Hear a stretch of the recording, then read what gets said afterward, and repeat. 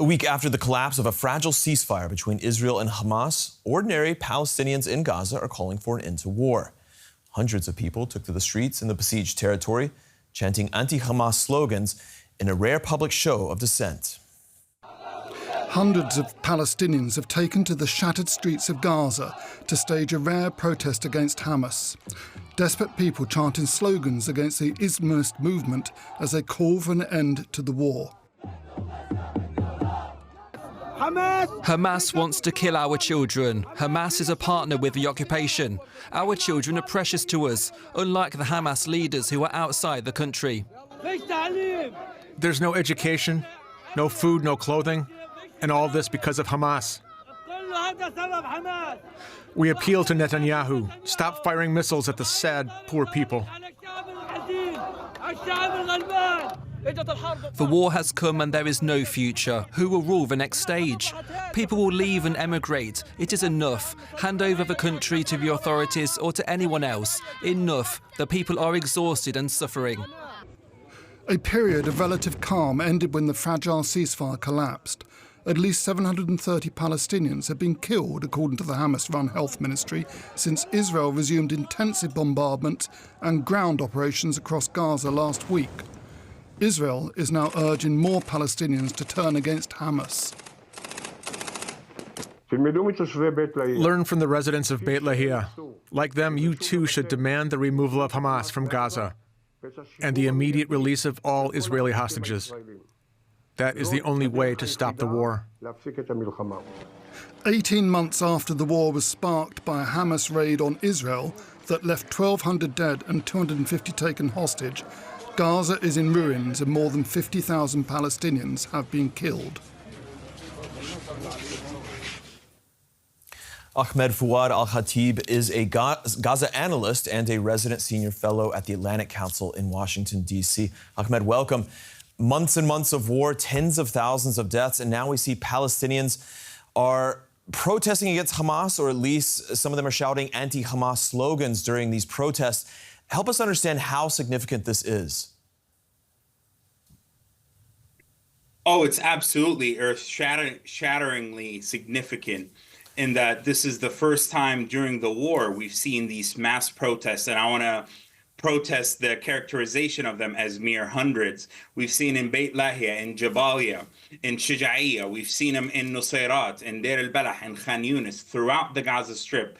These are friends of mine. These are people that I know. These are some cousins, some distant relatives that I'm personally in contact with, who have said there have been tens of thousands of people, like nothing they have seen, who are protesting Hamas's nefarious designs for the Gaza Strip, holding 2.3 million people hostage to a failed armed resistance project and narrative, blaming the group directly for starting a war that they're powerless to stop, that they didn't have any role or say in starting in the first place. The people of Gaza are tired. This is coming at the tail end of almost 2 decades of Hamas's dictatorial rule. And this is really significant for our humanitarian and policy implications. We know, according to some reports, that some of those protesters actually said they regretted those calls later, especially after they saw or they heard those comments from the Israeli defense minister. How much can we really expect from these kinds of protests when we know that Hamas still has a lot of sway, and obviously Israel doesn't really, or I should say that some of these protesters don't want to be seen in as supporting what Israel wants? Well, I've said this repeatedly, that multiple things can be true at once. I mean, opposition to Hamas predates the October 7th disaster. Opposition to Hamas was in 2023 when there were mass protests against the group, in 2019 and 2017. Yes, there's sensitivity about people not wanting to be seen as inadvertently supporting the Israeli narrative. Some Israelis have reached out to me and asked me what's the best way to support the Palestinian people in Gaza. And I said, please stay quiet. Please stay away from this.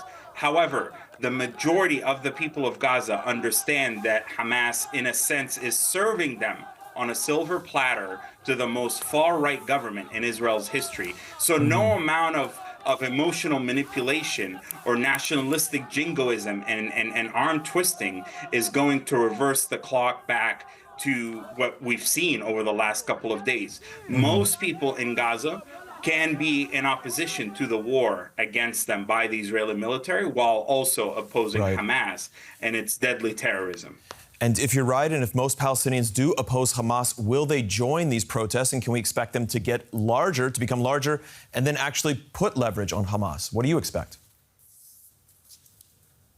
Well, there are three challenges. Number one is the wall of fear, which I think is slowly crumbling down. I mean, Hamas is a ruthless, deadly organization. They shoot people, they torture them, they beat them with iron rods for the slightest of digressions in Gaza. So there's the fear, the physical fear for one's safety.